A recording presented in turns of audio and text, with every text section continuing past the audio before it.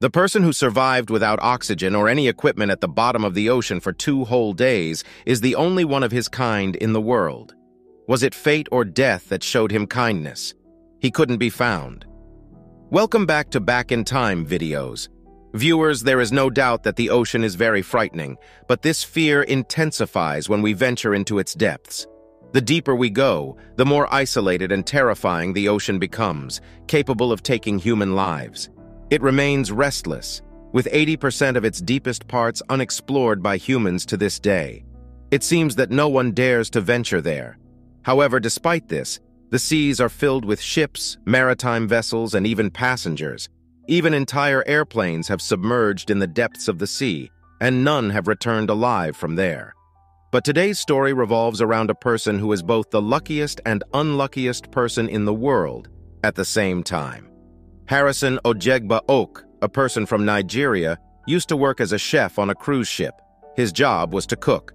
On May 26, 2013, the cruise ship, along with 12 crew members, sailed in the Gulf of Guinea. They set off to assist an oil tanker where Harrison was also present.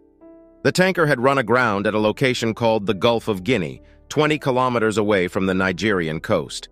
This was a routine task for the tugboat operators, as their job was to tow ships out from shallow waters. But today was different in every aspect. It was currently 4:30 in the morning. Following their routine, they started towing the oil tanker using ropes. As they proceeded, suddenly a massive and terrifying wave emerged from the sea and crashed onto the tugboat. It had a strong impact, causing the boat to vibrate intensely and flip over, turning upside down. The pressure was so intense that the ropes they were using to tow the oil tanker snapped, and the tugboat separated from the ship, rapidly sinking into the water. In such situations, chaos ensued among the 12 members present inside. Most of the crew members were in their cabins, which unfortunately were locked down. Due to the common occurrence of pirate attacks in this part of the sea, the cabins were locked as a safety measure. While it prevents pirates from entering, it poses a challenge when facing the rushing water. There was no way out. Water rapidly flooded the cabins, taking hold of everything. Fortunately, before the boat overturned, Harrison had managed to escape from his cabin and make his way to the washroom. When the boat flipped over, he was alone inside and desperately held onto the roof of the washroom. As he tried to make sense of what was happening, water started rushing in rapidly through the washroom's ventilation shaft. After struggling, he succeeded in opening the washroom door. As soon as the door opened, the rushing water swept Harrison away, carrying him to the second washroom on the boat where an air pocket was present. By that time, complete darkness had engulfed the boat. It was so dark that Harrison couldn't even see his own hand. He could only sense that he was in the water with his face outside an air pocket. Meanwhile, the boat had reached the bottom of the sea and, with a sudden jolt, silence enveloped the surroundings. The tugboat had descended approximately 30 meters or 100 feet below the ocean's surface. This depth is equivalent to the height of an 8-story building. Harrison, with no swimming experience, was left completely alone in the cold water and pitch darkness, wearing only his underwear. He knew that his chances of survival were very low, and the air pocket he was in became his only hope. He could run out of air at any time. After contemplating, he decided to make the decision to escape from there.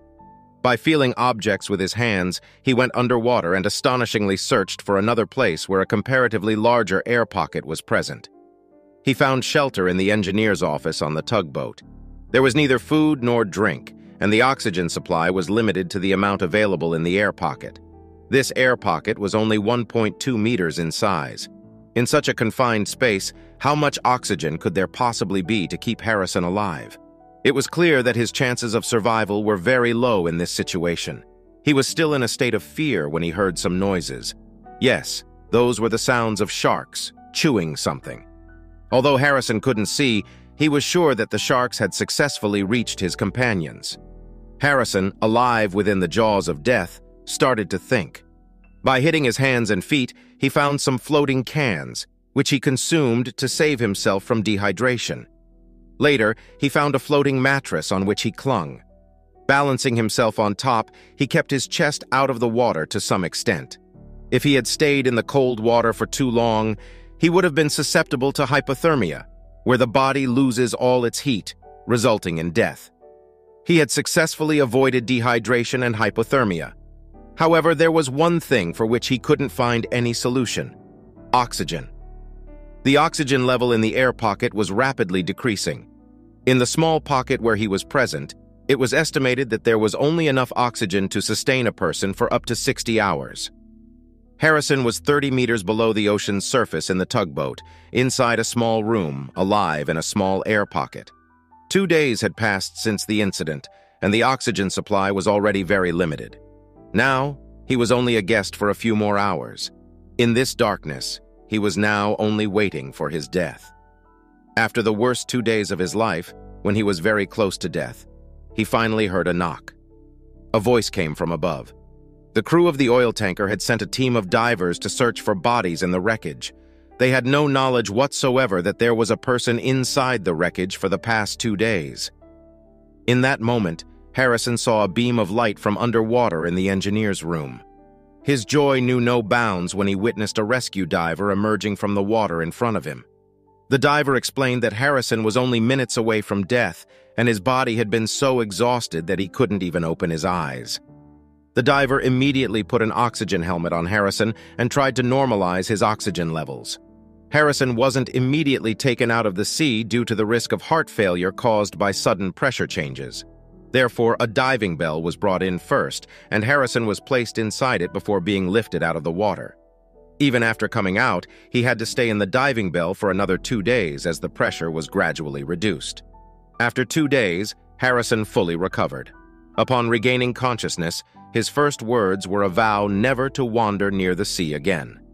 Harrison is possibly the first and perhaps the last person to spend the most time in the depths of the sea without any diving equipment and return alive. Those 2 worst days of his life have left him with deep wounds, haunting him with bad dreams to this day. We hope that you will enjoy and share this video of the Back in Time, and we appreciate all your lovely comments. Thank you for your support, and take care until our next amazing and informative video.